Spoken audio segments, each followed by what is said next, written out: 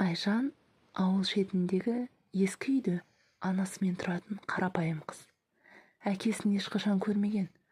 Ол кішкентай кезінен-ақ отбасын тастап кеткен екен. Анасы Баян бір мезгілде әке де ана да болған әйел.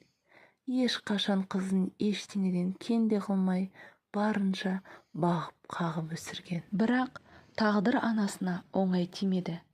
Жүрек дерті меңдеді.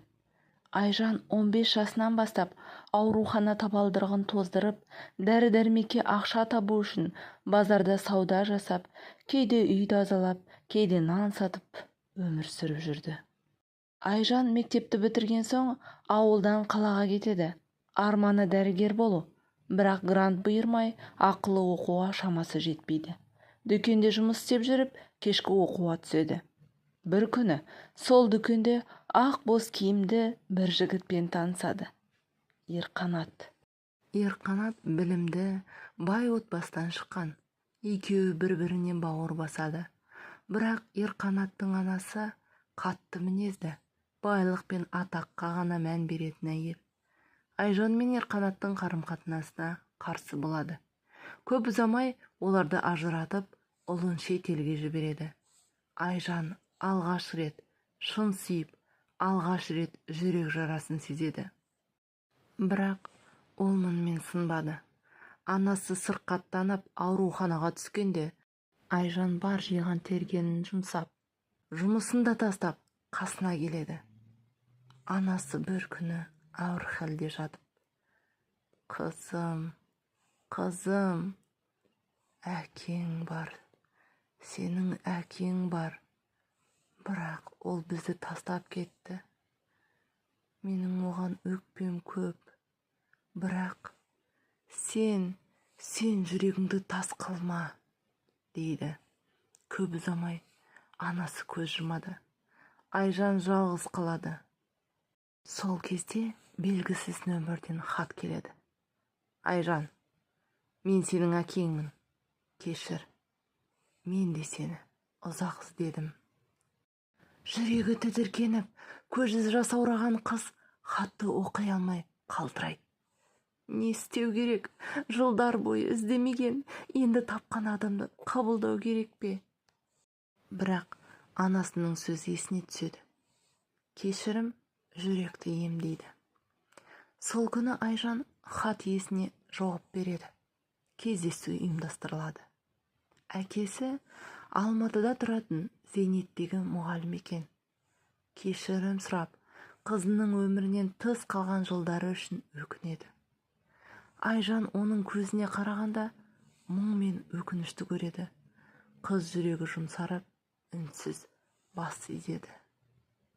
Кейіннен Айжан өз кәсібін ашады. Анасы армандаған шағын клиника. Ол ауыр науқастарға тегін көмек көрсетіп, балаларға арналған денсаулық бағдарламаларын жүргізеді. Әкесі әрдайым жанында, қолдау білдіреді. Ерқанат та шетелден оралады. Қайта кездескенде бұрынғы сезім қайта оянды. Бірақ бұл жолы Айжан мықты, өз орнын тапқан тұлға.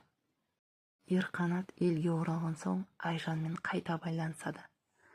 Бұл жолы жүрек емес, тағдыр өзі қайта тоғыстырады. Ерқанат анасымен ашық сөйлеседі. Ана, мен Айжанды шын сүйем. Егер тағы да араласпай оны жоғалтсам, бұл менің өмірімдегі ең үлкен өкініш болады. Анасы үнсіз қалады. Көзіне жас іркіледі. Ерқанат, мен қатты қателестім. Сол кезде сені жоғалтып алам ба деп қорықтым. Бірақ енді көрем, Айжан мықты қыз.